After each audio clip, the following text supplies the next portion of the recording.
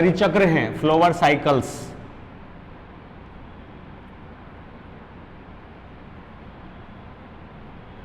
Pericycle जो flower परिचक्र हैं। पुष्प की हम बात करें तो पेटल्स, सेपल्स, एंथर्स, स्टिग्मा, ठीक है, और स्टाइल आदि के ऊपर जो है ये इस प्रकार की ग्रंथियां मिल सकती हैं अलग अलग फैमिलीज या अलग अलग प्रकार के पुष्पों के अंदर।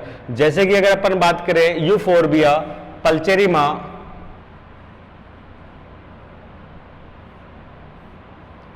में यही चीज जो है वो पुष्प के बाह्य चक्रों,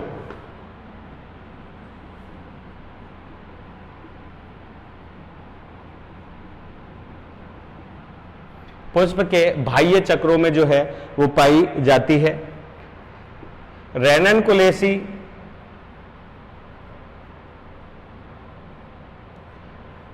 या रेनलकुलस की अगर अपन बात करें तो उनके अंदर ये दलों पर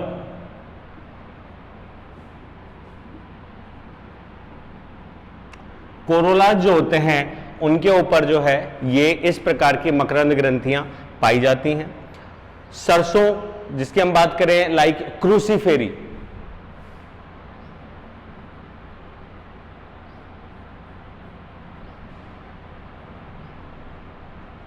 जिसे ब्रेसिकेसी के नाम से भी जाना जाता था। क्रूसीफेरी की हम बात करें तो क्रूसीफेरी में ये मिलेंगे पुंकेसरों पर।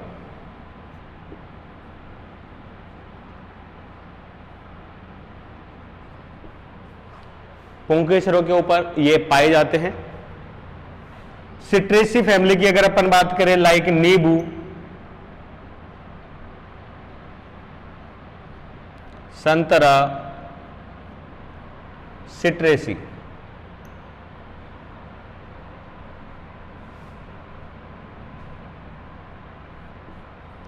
और अगर अपन बात करें तो रूटेसी फैमिलीज की हम बात करें तो ये मिलते हैं जायांग, जो छत्र होता है, मतलब स्टाइल जिसकी हम बात करते हैं, पर जो है इनकी मकरंद ग्रंथियां पाई जाती हैं।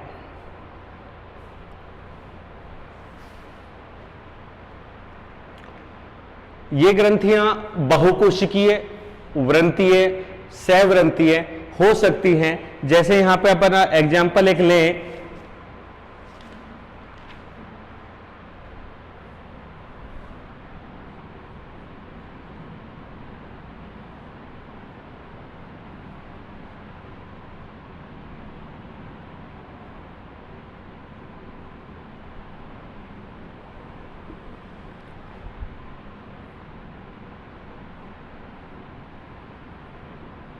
पैपिला, ठीक है, और ये हो गई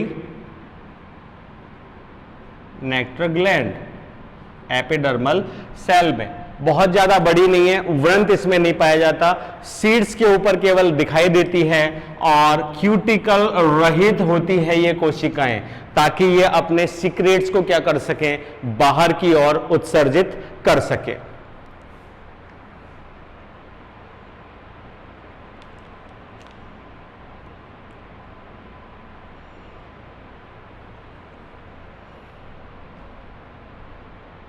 नेक्स्ट,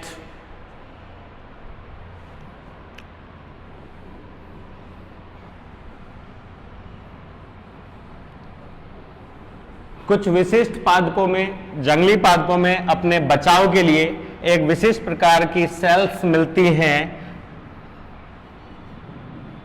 जिन्हें हम कह सकते हैं स्टिग्निंग सेल्स, दंशन कोशिकाएं।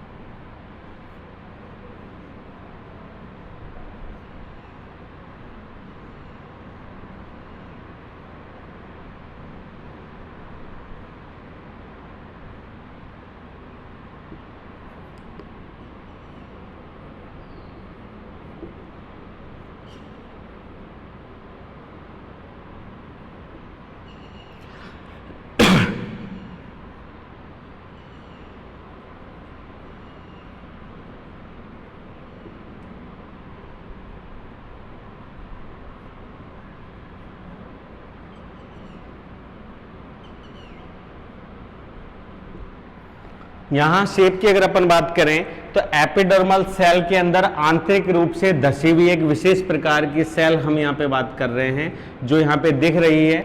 इसका आधारीय भाग फ्लास्क की तरह या बल्ब की तरह फूला हुआ है, ब्लैडर के समान, जो कि स्टोरेज करता है, या ब्लैडर भी हम इसे बोल सकते हैं। अपने उत्पादों को क्या करता है, स्टोरेज करता है, सॉफ्ट टिश्यूज के रूप में है। और ऊपर की तरफ ये एक पतली नलिका या कैपिलरी से जुड़ा हुआ होता है, नलिका बोल सकते हैं, कैपिलरी। और इसका अग्रभाग जो है वो नुकीला और हल्का सा कर्व होता है, मुड़ा हुआ। तो इन कोशिकाओं में क्या हो रहा है कि ये कुछ विशेष टॉक्सिक सब्सटेंस, जो कि एक तरीके से मवेशी या घास खाने वाले पादप या इंसानों में जो है वो अलग प्रकार की एक डिजीज या एलर्जी उत्पन्न कर देती है। जो ही इसके संपर्क से कोई भी क्या बोलते हैं जंतु या कोई इंसान इसकी संपर्क से त्वचा को गुजारेगा, तो ये जो नो ब्लैक स्ट्रक्चर होती है वो उससे भिड़कर उसमें क्या जाती है, फंस जाती है। फंसने की वजह से ये नो ब्लैक स्ट्रक्चर ऊपर से क्या हो जाएगी, ब्रेक। और इसके मूवमेंट की वजह से, हिलने की वजह से, या जो दाब लगेगा उसकी वजह से, कैपिलरी के दाब के कारण या ऊपर से प्रेशर लगने के कारण नीचे का जो ब्लैडर होगा वो क्या होएगा, प्रेशराइज होगा। और उसमें जो फ्लूइड भरा हुआ है वो इस कैपिलरी की सहायता से कहां जाएगा, मवेशी या इंसान की त्वचा के अंदर इंजेक्ट हो जाएगा। इसका हम एग्जाम्पल अगर ले तो यहां पे अर्टिका यूरेंस जो है उससे ले सकते हैं, जिससे बिच्छू बूटी के नाम से जाते हैं। अर्टिका यूरेंस हम यहां पे ले रहे हैं एग्जाम्पल, जिससे बिच्छू बूटी, जिसे बिच्छू बूटी के नाम से जानते हैं। और ये इसकी संरचना और इसके उदग्र कार्य करने के आधार पर और इसके टॉक्सिक सब्सटेंस के कारण इसका नाम ऐसा दिया गया है। इसकी वजह से एलर्जी, ईचिंग, ईचिंग का मतलब हो गया खुजली, रेशेज, इसका मतलब हो गया धब्बे। ज्यादा खुजालने से या एलर्जी से रेड कलर के या ब्राउन कलर के जो धब्बे पड़ जाते हैं, रेशेज, एलर्जीज। उसके अलावा क्या था, इरिटेशंस। इरिटेशन को हम कह सकते हैं प्रकोपन,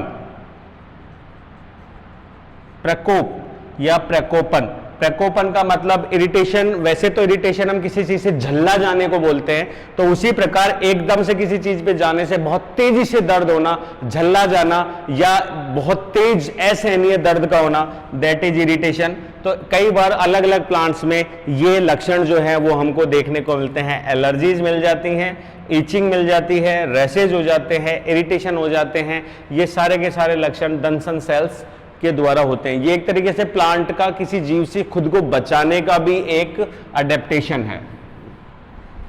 नेक्स्ट पॉइंट यहां पे ले सकते हैं ऑयल डक्ट्स।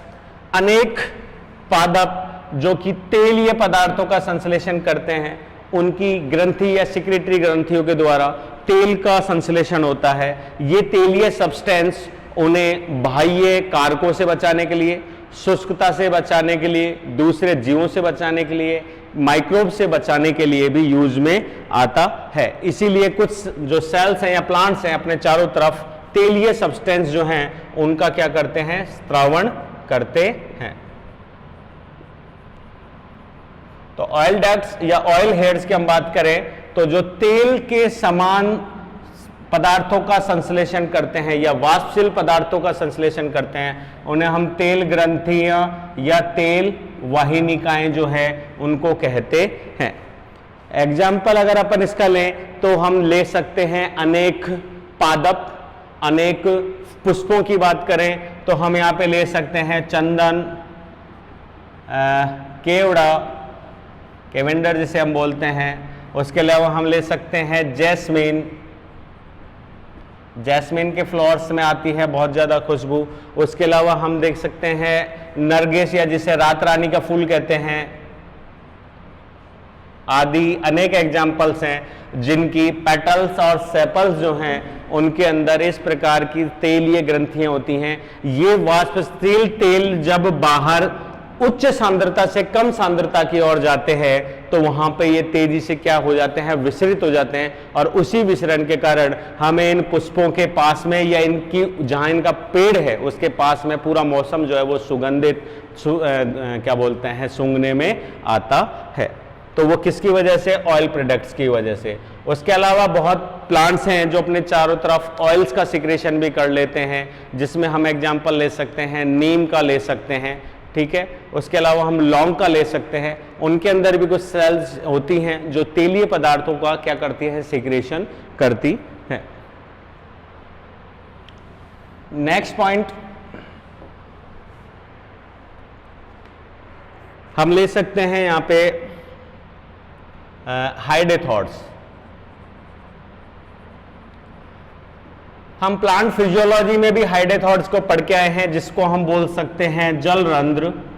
और जलरंध्र की उपयोगिता जो है वो रूट प्रेशर में समझ में आती है कि आर्द्रताग्राही क्षेत्र जो होते हैं या समशीतोष्ण क्षेत्र कटिबंधीय जो क्षेत्र होते हैं, जहाँ की मृदा में पानी की मात्रा अधिक है, लवणों की मात्रा जो है वो कम है, अर्थात खारा जमीन नहीं है, और मौसम में आर्द्रता जो है वो अधिक है, वेपराइजेशन कम है, तो ऐसे में अत्यधिक रूट प्रेशर के कारण उसकी जो वाहिकाएं और वाहिनिकाएं हैं, अर्थात जाइलम जो सेल्स हैं, उनमें बहुत ज्यादा क्या लगता है, प्रेशर। और इस रूट प्रेशर की वजह से और कम वाष्पोत्सर्जन दर के कारण जो अतिरिक्त जल है वो स्टोमेटाज के द्वारा वाष्पित होकर नहीं निकल पाता, क्योंकि रात्रि के समय स्टोमेटाज बंद हो जाते हैं। तो इस हाई प्रेशर को रिलीज करने के लिए पत्तियों के टिप पे या पत्तियों की मार्जिन पे एक विशेष प्रकार की सेल्स या ओपनिंग सेल्स, जिसे हम स्टोमेटा नहीं कह सकते, केवल हम पोर कह सकते हैं, और इस प्रकार के जो पोर हैं वो जलरंध्र या हाइडेथॉड्स कहलाते हैं। इनकी कार्यबिलिटी और इनकी उपस्थिति के आधार पर ये लगभग 3 प्रकारों में बांटे गए हैं, जिसे हम बोल सकते हैं फर्स्ट इज यूनिसेल्यूलर। यूनिसेल्यूलर हाइडेथॉड की बात करें तो ये पुष्पव्रंत, पत्ती व्रंत और पत्ती की मार्जिन्स के ऊपर पाई जाने वाली सेल्स हैं जो कि एकल कोशिकीय होती हैं, और ये एकल कोशिकीय सेल्स जो हैं ये अतिरिक्त जल को जल बूंदों के रूप में निकालने में सक्षम होती हैं। इनमें कोई पर्टिकुलर पोर नहीं पाया जाता, नलिकाकार संरचना होती है जो कि ड्रॉपलेट्स के रूप में या प्रासरण दाब द्वारा क्या करती है, अपने पदार्थों का बाह्य उत्सर्जन करती है। एग्जाम्पल इसमें एनार्मिटा जो है उसका ले सकते हैं प्लांट का, जिसके अंदर ये पाया जाता है। सेकंड टाइप की हम बात करें, सेकंड टाइप की हम बात करें तो उसमें हम दे सकते हैं ट्राइकोम्स हाइडोथेड्स।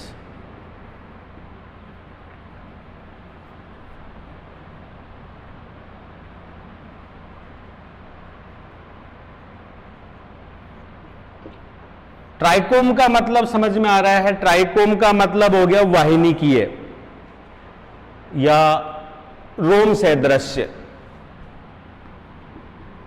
रोम, या ट्राइकोम का मतलब नलिकाकार। इस प्रकार के जो हाइडेथॉड्स है वो एक लंबी नलिकाकार संरचना होती है जिसके आधार से एक आधारीय कोशिका से जुड़े रहते हैं,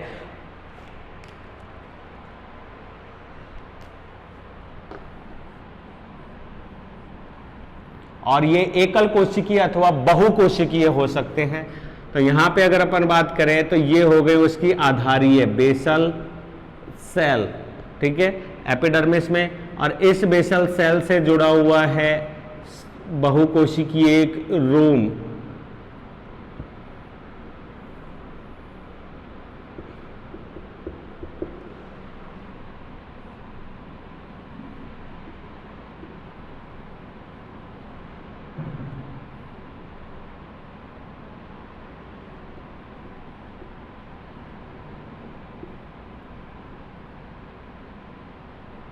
एपिडर्मल सेल, और इसका हम एग्जांपल ले सकते हैं। इस प्रकार के जो वो है रोम जो है वो हमें मिल जाते हैं काली मिर्च में, पाइपर नाइग्रम। काली मिर्च के अंदर जो है वो ये एग्जाम्पल हमको मिल जाते हैं। पाइपर नाइग्राम में इस प्रकार के हाइड्रेटोड्स मिलते हैं जो कि अपने आधारीय कोशिका से एक रूम के सदृश होते हैं, और अलग स्पीसीज के अंदर ये ट्राइकोम हेयर जो हैं वो अनेक कोशिकीय या एकल कोशिकीय हो सकते हैं। तीसरा जो हम लेते हैं मेनली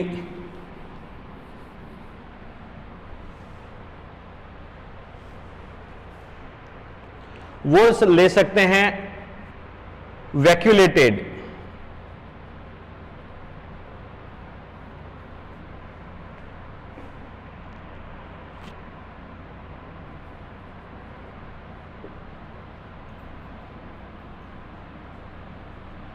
वैक्यूलेटेड की अगर अपन बात करें तो वैक्यूलेट का मतलब हो गया वाहिनी की है।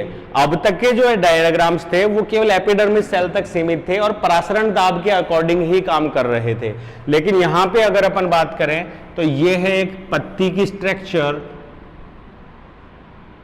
जो कि अनेक समुद्रविद पादपों में मिलते हैं। टमाटर, बैंगन,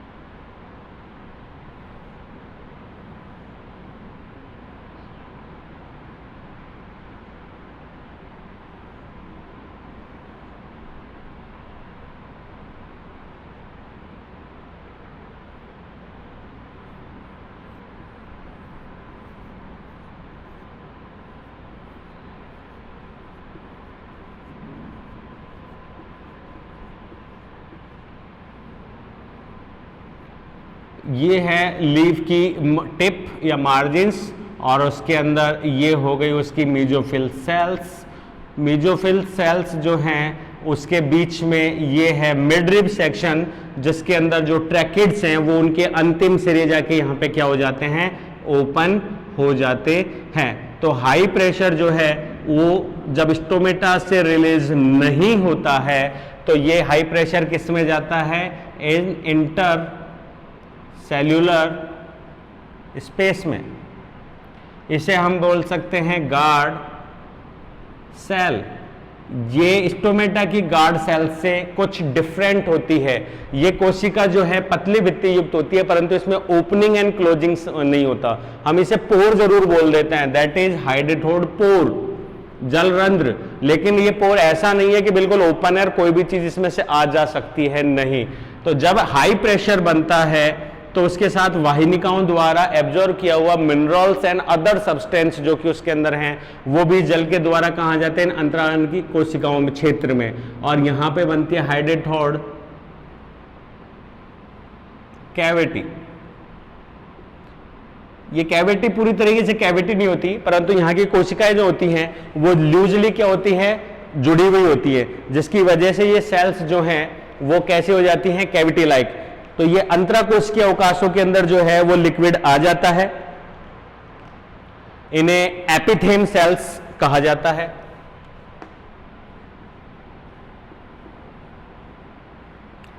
ये हो गए ट्रैकिड्स,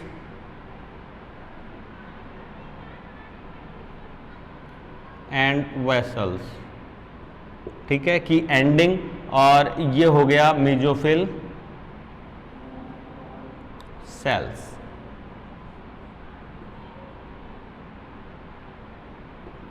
एपिडर्मिस। तो ये हाइड्रोथॉड की सिंपल एग्जाम्पल है, जो अनेक समुद्रविद पादपों के अंदर इस प्रकार से क्या करते हैं, एक्स्ट्रा फ्लूइड और जो तरल पदार्थ हैं उनको क्या करते हैं, एक्स्ट्रा बाहर निकालते हैं। अब सेकंड हमारा जो पॉइंट आता है वो आता है इंटरनल सीक्रेटरी टिश्यूज।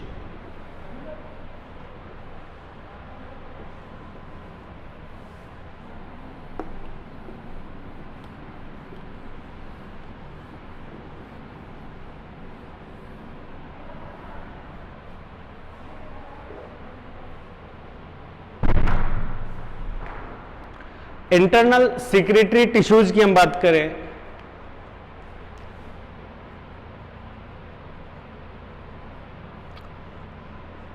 तो इंटरनल के लिए हम कह सकते हैं कि वो स्त्रावी ग्रंथियां या कोशिकाएं जो अपने स्त्रावों को या तो अपने अंदर ही संचेत करके रखती हैं या अपने आसपास की सेल्स जो विशिष्ट कोशिकाएं हैं उन तक ही इन स्त्रावों को पहुंचाती हैं। इस प्रकार की स्त्रावी ग्रंथियां जो हैं वो इंटरनल या आंतरिक अंतः ग्रंथियां कहलाती हैं। इनकी अगर अपन एग्जाम्पल बात करें तो ये विभिन्न अंगों में, जड़ों में, तनों में, पुष्पों में, पत्तियों में, फलों में, सब जगह इस प्रकार की जो ग्रंथियां हैं वो पाई जाती हैं। इसमें हम 4 प्रकार की ग्रंथियों का अध्ययन करेंगे। फर्स्ट की अगर अपन बात करें तो हम इसमें ले सकते हैं सीक्रेटरी सेल्स।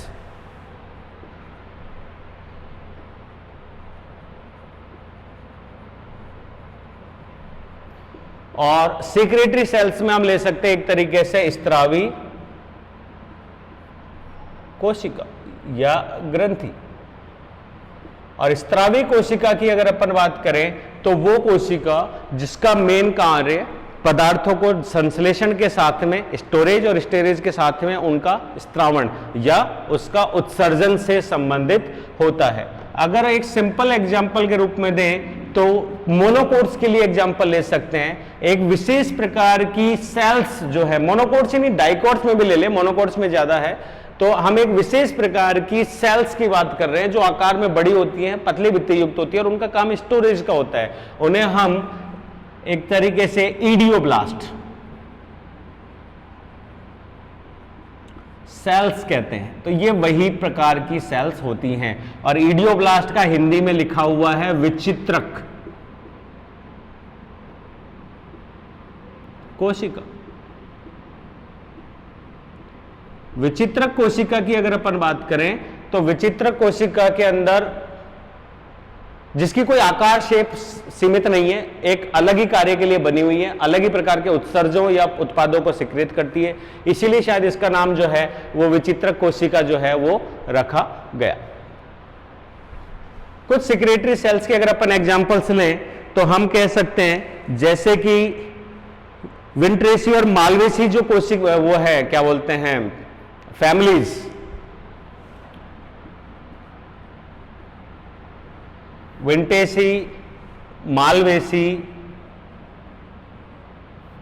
जो फैमिलीज हैं इनमें अधिकतर तेल, क्योंकि एक पिछले एग्जाम्पल में भी मैंने नीम का एग्जाम्पल दिया था जिसके अंदर ये है तेल का क्या करती हैं, स्त्रावण अंदर की ओर। इन कोशिकाओं में अंदर की ओर की जो स्त्रावी कोशिकाएं होती हैं उनमें तेल का क्या होता है, संग्रहण होता है। इसी तरीके से अगर अपन ब्रेसिकेसी की भी बात करें, ठीक है, क्या बोलते हैं, सरसों की, या हम बात करें मूंगफली की लेग्यूमिनेसी में, या हम बात करें तिलहन की, तो इनके भी जो कॉटिलिडन्स होते हैं, सीड्स, उनके अंदर तेल ग्रंथियां होती हैं जो तेल का क्या करती हैं, क्या बोलते हैं, संरक्षण या संग्रहण करती हैं। नेक्स्ट हम इसी के अंदर मालवेसी का एक एग्जाम्पल और ले लें। अगर हम मालवेसी का ही एक एग्जाम्पल और ले लें तो मालवेसी के लिए हम कह सकते हैं जैसे कि भिंडी, उसके अंदर ये कोशिकाएं जो हैं ये श्लेष्मा का जो है वो क्या करती हैं, स्त्रावण करती हैं। और ये श्लेष्मा जो है वो जल अवशोषित, इसमें जल अवशोषण की क्षमता ज्यादा होती है, जल अवशोषित करके क्या बना देता है, एक लिक्विड जेल सब्सटेंस जो है वो बना देता है। तो अगर आपने देखा हो तो भिंडी के अंदर लसलसा सा जो पदार्थ होता है वो श्लेष्मा के रूप में ही होता है। इसके अलावा अगर अपन नीम की और एग्जाम्पल दें तो नीम के अंदर की जो सेल्स है वो तेल के साथ में नीम जो है वो रेजिन समान, नॉट पूरी तरीके से रेजिन ही, रेजिन लाइट सब्सटेंस जो है उनका भी स्त्रावण करते हैं, और राल के समान पदार्थों का क्या करते हैं, गाढ़े पदार्थ का स्त्रावण करती है।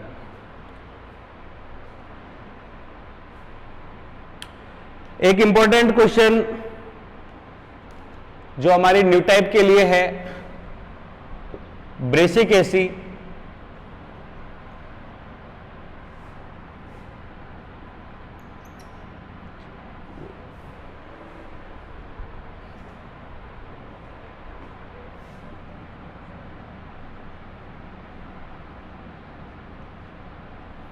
या जिसे हम क्रूसीफेरी के नाम से भी जानते हैं, उसमें एक विशिष्ट प्रकार के एंजाइम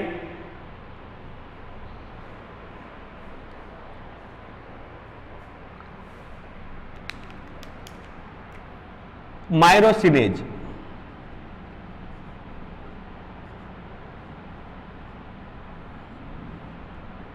एंजाइम जो है वो पाया जाता है। सिक्रेटरी सेल्स के बाद हम सेकेंड नंबर पे ले सकते हैं ऑयल डक्ट्स, जिसमें हम तेल ग्रंथियों का भी क्या करेंगे,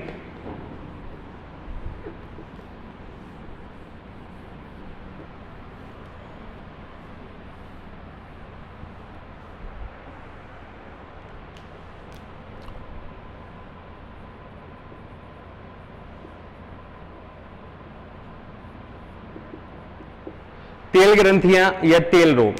तेल ग्रंथियों की हम बात करें तो ये जो ग्रंथियां होती हैं ये आंतरिक वल्कुट, पेरिसाइकल, मेडुलरी रेज और पित्त तक, पित्त में खैर कम है, कॉर्टेक्स, पेरिसाइकल, मेडुलरी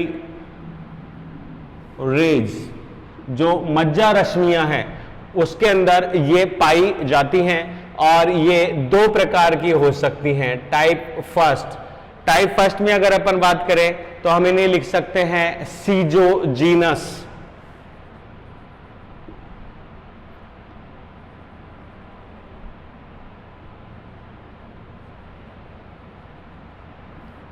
इसे लिख सकते हैं वियुक्ति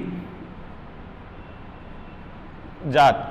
वियुक्ति जात का मतलब समझना, इस प्रकार की कोशिकाएं जो हैं वो सेल्स के बीच में जब डेवलप होती हैं तो ये जो कैविटी बनाती हैं जिसमें अपने उत्पादों को सीक्रेट करती हैं, ये कैविटी अंतराकोशिकीय अवकाश के विकास से बनते हैं या अंतराकोशिकीय अवकाश के धीरे धीरे बड़े हो जाने से बनते हैं। या इसको ऐसे समझें कि कोशिकाएं थी, उनके बीच में अंतराकोशिकीय अवकाश अधिक थे क्योंकि वल्कुटीय कोशिकाएं हैं और वही स्टोरेज कर सकती हैं जो क्या बोलते हैं मृदुत की कोशिकाएं हैं। तो इनके अंदर धीरे धीरे जब अपने उत्पाद सीक्रेट करती हैं तो सीक्रेशन की वजह से इनके अंतराकोशिकीय अवकाशों पर प्रेशर पड़ता है, और अंतराकोशिकीय अवकाश के विस्तार के कारण ये अपने पास की जो नेबरिंग सेल्स होती हैं उनको क्या कर देती हैं, दूर ढकेल देती हैं, और इस ढकेलने के कारण सेंटर में जो है एक कैविटी के समान संरचना जो है वो दिखाई देती है, जिसमें इनके उत्पाद जो है वो क्या रहते हैं, भरे रहते हैं। इस प्रकार से डेवलप अगर कोई कैविटी है तो उसे हम वियुक्ति जात कहते हैं, सीजो, SCHISO, या सीजो के अंदर हम इसको ZO के नाम से सीजो जीनस जो है वो ग्लैंड कहते हैं। एग्जाम्पल में हम इसमें ले सकते हैं यूकेलिप्टिस,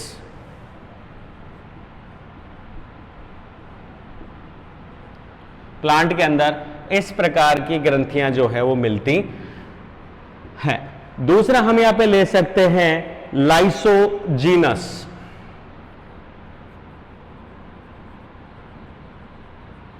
या लाइसीजीनस, इसे हम लिख सकते हैं लयजात।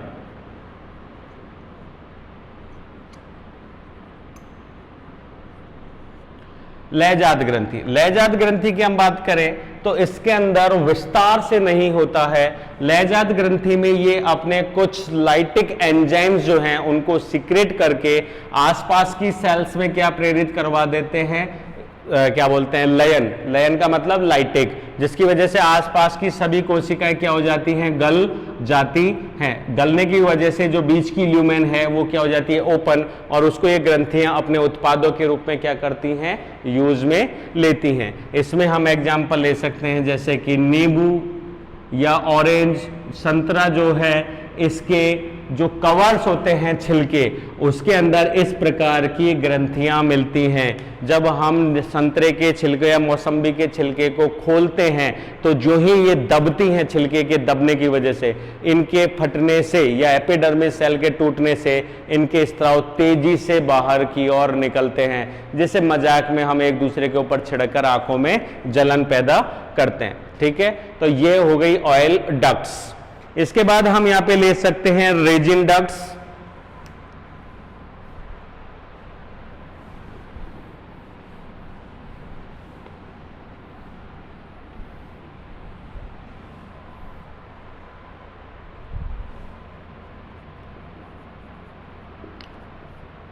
रेजिन को हम बोलते हैं राल, और ये जिम्नोस्पर्म में अगर अपन बात करें तो लाइक जैसे कि पाइनस, ठीक है, एंजियोस्पर्म में हम बात करें तो नीम, कुछ एग्जाम्पल्स हैं जिनके अंदर ये अपने जो उत्पाद है सेकेंडरी मेटाबोलाइट्स, उनको एपिथेलियल सेल के नीचे कॉर्टिकल सेल्स, मेडुलरी रेज और पित्त तक क्या करती हैं, ये विशेष कोशिकाएं होती हैं जो अपने सब्सटेंस को सीक्रेट करती हैं।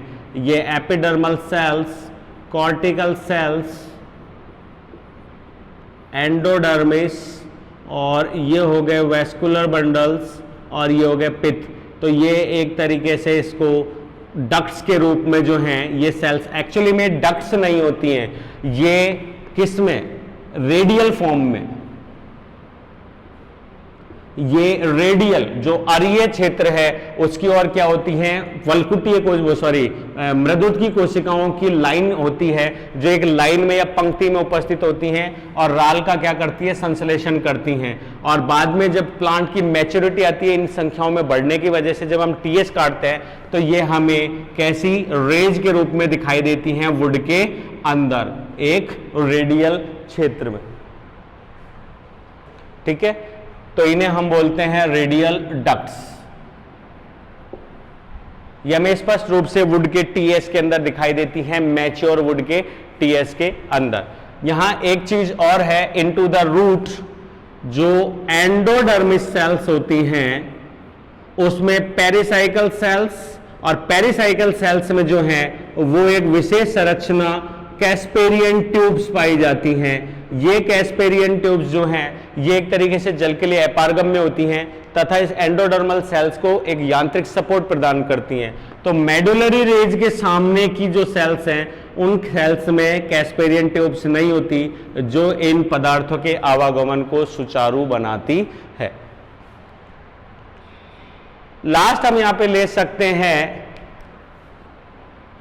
लैटिफेरस रबर सीड सेल्स या डक्ट्स। लैटिफेरस की अगर अपन बात करें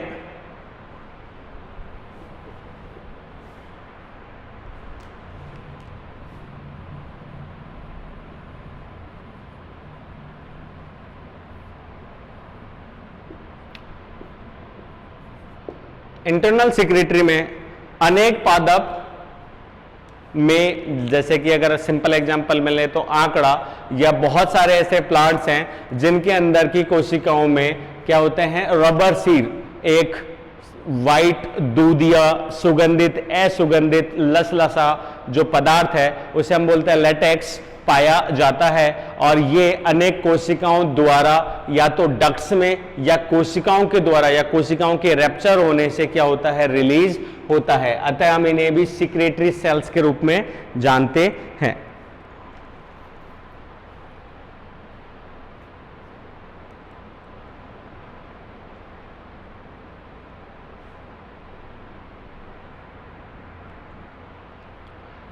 लेटिसिफेरस जो सेल्स है वो दो प्रकार की होती हैं। एक होती है संधित, आर्टिकुलेटेड,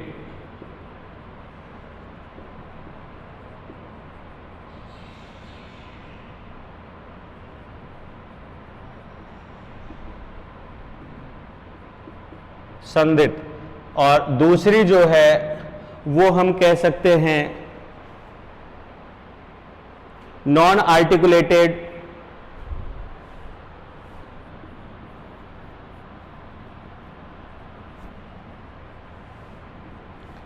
असंधित, लेटिसिफेरस सेल्स।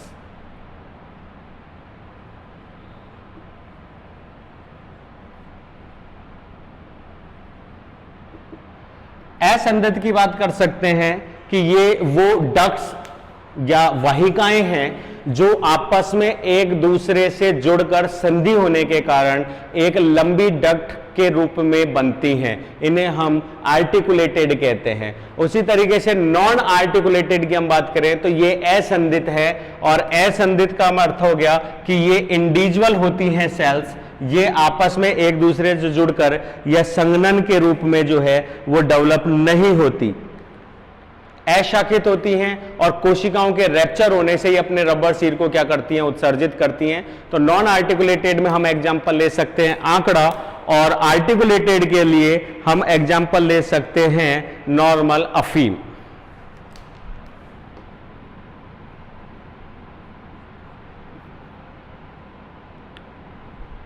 कैलोट्रोपिस। तो आज की हमारी क्लास में हमने ग्रंथियों के बारे में बात करी, और जो ग्रंथिल कोशिकाएं हैं वो दो प्रकार की हैं, एक्सटर्नल और इंटरनल। एक्सटर्नल में हमारे पॉइंट्स थे आज के, फर्स्ट इज ग्लैंडुलर हेयर, ठीक है, दूसरा डाइजेस्टिव सेल्स या डाइजेस्टिव हेयर्स, तीसरा हम कह सकते हैं नेक्ट्रीज, मकरंद, चौथा हम यहां पे कह सकते हैं स्टिनिंग सेल, दंशन कोशिकाएं, पांचवा हमने यहां देखा ऑयल डक्ट्स, और छठा जो है वो टाइप पड़ा यहां पे हाइडेथोड्स, जलरंध्र। उसके बाद एक्सटर्नल सिक्रेटरी जो अपने इंटरनल सिक्रेटरी जो अपने उत्पादों को अपने अंदर संचयित रखती हैं या आंतरिक भागों में ही उत्सर्जित करती हैं, उसमें फर्स्ट नंबर पे हमने पढ़ा सिक्रेटरी सेल्स जिन्हें हम इडियोब्लास्ट सेल्स भी कहते हैं। सेकंड हमने पढ़ा ऑयल डक्ट्स जो अपने उत्पादों को, ऑयल के समान उत्पादों को जो है डक्ट्स में क्या बोलते हैं, स्टोर करती हैं या सिक्रेट करती हैं। तीसरा उन डक्ट्स से संबंधित था रिजिन डक्ट्स, और चौथा हमने पढ़ा यहाँ पे लेटिसिफेरस। लेटिसिफेरस का मतलब रबर सिर।